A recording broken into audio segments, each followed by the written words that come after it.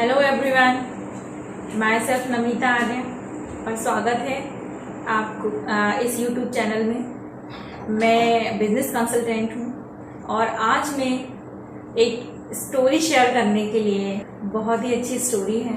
उससे पहले मैं कुछ कहना चाहूँगी कि माँ एक ऐसा बैंक है जिसमें हम हमारे सारे दुखों को जमा कर सकते हैं, और पापा एक ऐसा क्रेडिट कार्ड है जिनके पास में पैसा भी ना हो तो भी हम अपने सपनों को पूरा कर सकते हैं। तो एक छोटी सी स्टोरी है।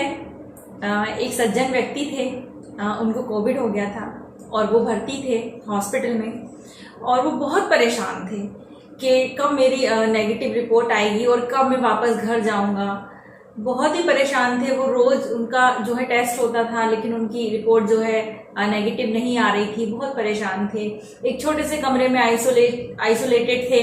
आपको पता है कोविड पेशेंट को एक छोटे से कमरे में बंद कर दिया जाता है, और फिर उनको जो खाना दिया जाता था वो भी दरवाजे के नीचे से खाना दे दिया जाता था, ताकि कोई उनके संपर्क में ना आए और उससे दूसरों को जो है बीमारियां ना फैलें।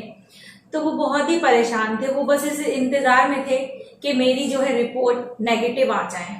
तो एक दिन ऐसे ही हुआ और उनकी रिपोर्ट थी वो नेगेटिव आ गई। फिर सब जो स्टाफ था, डॉक्टर थे, हॉस्पिटल का जो स्टाफ था, सबने उनको जो है फूल वगैरह दिए, और जब वो जा रहे थे तो फूल देके उनका स्वागत किया कि बहुत अच्छी बात है, आपकी रिपोर्ट जो है नेगेटिव आई है, अब आप घर जाएंगे, अपनी फैमिली से मिलेंगे, अपने अपनों से मिलेंगे।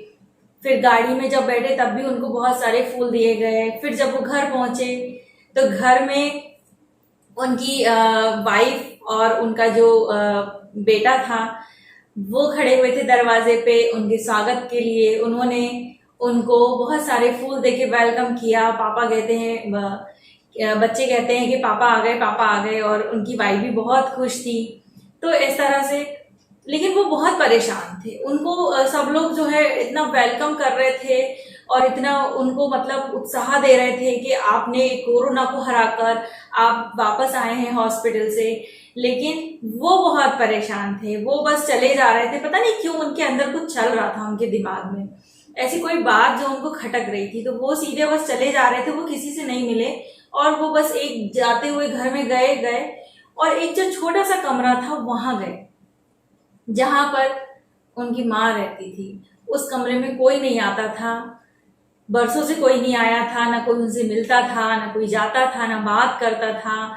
वो वहां पर अकेली रहती थी उनकी माँ, और वो अपनी माँ से मिलने गए और उन्होंने अपनी माँ से कहा कि माँ मुझे क्षमा करना, मुझे माफ करना। जो मतलब मुझे ये चीज समझ में आई है कि आइसोलेशन में रहना क्या होता है। मैं तो हफ्ते भर में 15 दिन में इतना परेशान हो गया कि मेरी रिपोर्ट नेगेटिव आ जाए और मैं अपने घर वालों से मिलूं। आप तो यहाँ सालों से आइसोलेशन में। तो उन्होंने कहा कि इस नेगेटिव रिपोर्ट ने मुझे ये एहसास दिलाया कि मेरी माँ जो है वो सालों से यहाँ पर रहती है, एक छोटे से कमरे में जहाँ कोई आता जाता नहीं है, जहाँ कोई उनसे मिलता नहीं है, मैं भी नहीं मिलता था।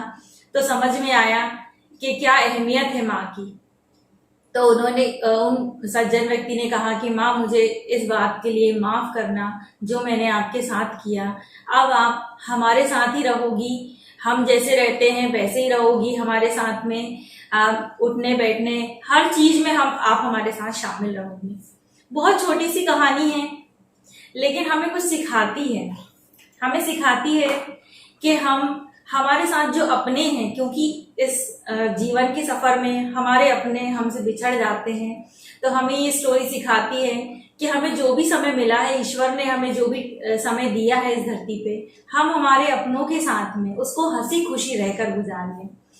और ये जो स्टोरी है ये हमें ये भी सिखाती है कि हमारे जो माँ बाप हैं वो हमसे कुछ भी नहीं चाहते, वो हमसे कोई अपेक्षा नहीं रखते। वो सिर्फ इतना चाहते हैं कि हमारे बच्चे जो हैं वो हमसे भी ज्यादा तरक्की करें, हमसे भी ज्यादा आगे बढ़ें और खुश रहें हमसे भी ज्यादा। लेकिन हम कभी कभी उनकी जो है उस तरह से केयर नहीं कर पाते हैं, उनको वो सब चीजें नहीं दे पाते जो उन्होंने हमें दी हैं। उन्होंने हमें बहुत ही मुश्किलों से बड़ा करते हैं माँ बाप, तो ये स्टोरी हमें ये सिखाती है कि हम हमारे अपनों से मिलकर रहें, सबको वही प्यार दें। तो ये मैं एक स्टोरी जो कि मैं आपके साथ में शेयर करना चाहती थी। बहुत अच्छा लगा आपसे बात करके, और अपने अपनों के प्यार के साथ में हम ऐसे ही रहें और हेल्दी रहें, सुखी रहें। Thank you.